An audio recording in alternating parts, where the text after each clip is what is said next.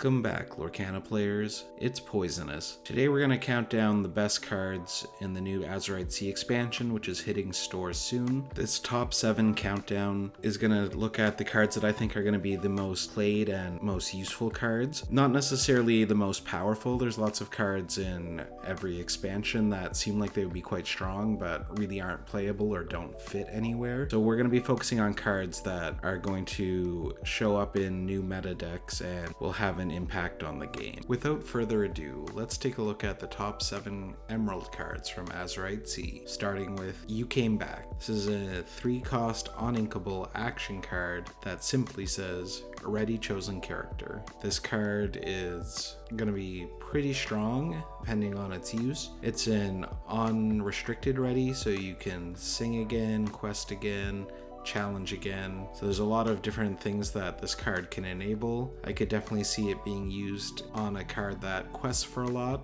like Belle or the Ariel in a green-blue deck to gain a whole bunch of lore in one turn. It could also just be used to stand up a character that you want to protect. I think that this card could be versatile and might find its home in some pretty annoying decks. Coming in at 6, we have Heffalumps and Woozles. This is a 2-cost song. Chosen opposing character can't quest during their next turn. Draw a card. I think that this is a pretty good song because it lets you draw a card. The secondary effect of stopping a character from questing is actually a pretty good stall against certain decks. Could completely hamstring something like Hiram Flavorsham or Tamatoa. And at 2 cost, it's a great song for Ursula to sing because, you play her, you remove a song from your opponent, and then she doesn't do a lot after that pretty frequently. So this will be a good song to let you draw a card and slow your opponent down in some way. I think overall, this is a pretty good card. At number 5, we have Daisy Duck, Pirate Captain. She's a 4-cost inkable 3/3 that quests for 2. Her effect, Distant Shores, says whenever one of your pirate characters quests while at a location, draw a card. This could be a good card in a green pirate deck. You could potentially draw multiple cards in one turn if you have a lot of pirates at a location. With green-red, you could combine this with the Jolly Roger to move your pirates there for free, and then quest with them, including questing with Daisy, who is a pirate, to draw a whole bunch of cards. The 3/3 body isn't bad. It does quest for 2, so that's definitely a bit more of a threat, and it will trade into characters like Fox and Crab. So overall, I think that she could see play in a pirate-based deck.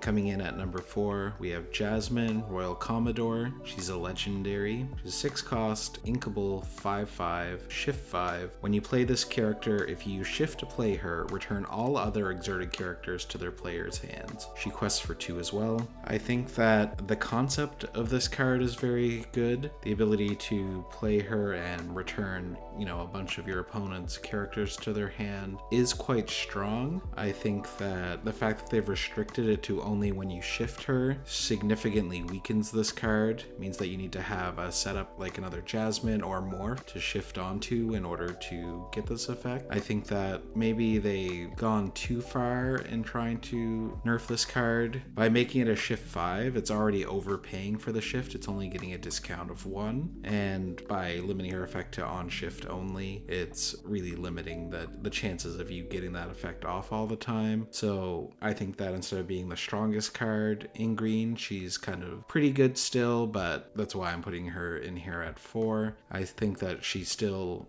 could definitely see play in the right deck, but I had high hopes for this card when I first looked at it, but after considering it further, I think that maybe it's good, but it could have been a lot better if they had have just made it a 7-cost and got rid of the shift requirement for the effect. I think that would have been balanced enough to make this a really great card.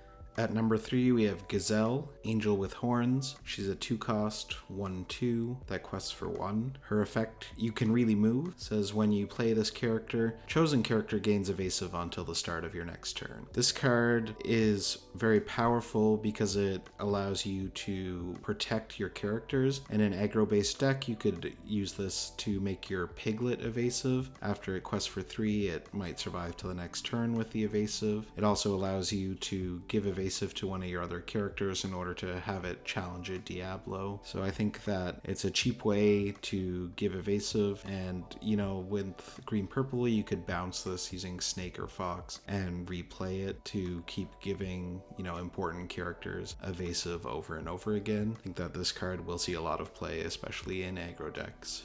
In second place, we have Gogo Tamago. She's a 2-cost inkable 2/2 with evasive, quest for 1. She has a kicker effect that says stop whining, woman up. When you play this character, you may pay 2 ink to gain lore equal to the damage on chosen opposing character. I think that a 2-cost 2/2 with evasive is okay, but the effect that when you can pay the extra ink to possibly gain 2, 3, or 4 lore, depending on how damaged your opposing characters are, could be quite strong. I can see this card getting play in aggro decks where they're forced to challenge into your characters and often end up having damage on their characters. Gaining that lore on play could be quite strong. And of course, if you have other characters, you could choose to challenge into something, put some damage on it, and then gain the lore before finishing off that character with another character of yours. So this card is versatile. I think that it has a big potential for sudden blasts of lore that could catch your opponent off guard. I think that they have to respect it and be careful about leaving damaged characters on the board if they know you're running it. So this is a good card. I think that it'll definitely see play in some decks.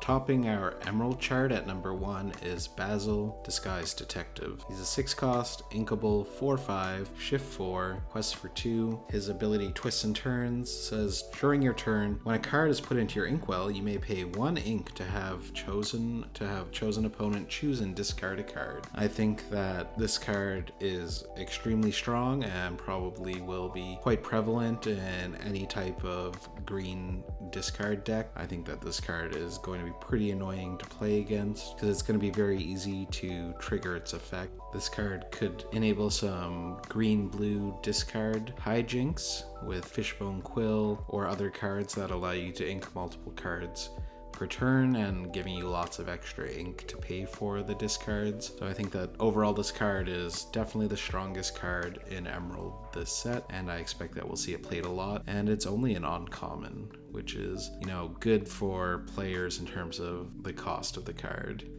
Emerald did well this expansion. They have no shortage of good cards. I think that Emerald does well every expansion, it feels like, but definitely lots of good stuff here to strengthen a lot of the existing archetypes and maybe enable some stuff in green-blue, which is something that's started to pop up in set 5. Thanks for watching the video. Please like and subscribe and drop a comment below. Tell me which cards you like, dislike, or any ones that you think I should have included in my top 7. Cheers.